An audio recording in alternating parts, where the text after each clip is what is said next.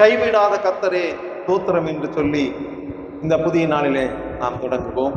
ஏசாயா தீர்க்கதரிசன புஸ்தகம் 41ஆம் அதிகாரம் 17வது வசனம் சொல்லுகிறது, சிறுமையும் எளிமையுமானவர்கள் தண்ணீரை தேடி அது கிடையாமல் அவர்கள் நாவு தாகத்தால் வரணும் போது கர்த்தராகிய நான் அவர்களுக்கு செவி கொடுத்து இஸ்ரவேலின் தேவனாகிய நான் அவர்களை கைவிடாதிருப்பேன் என்று சொல்லி நாம் வாசிக்கிறோம்.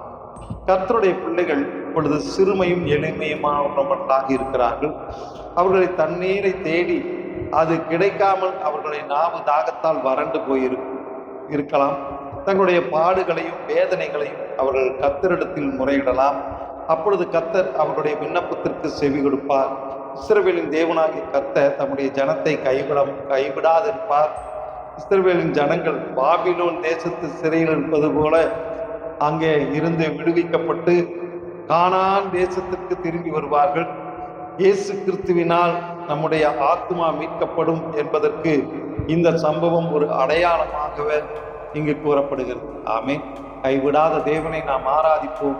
நம்மை ஆசீர்வதிப்பார். ஆமென்.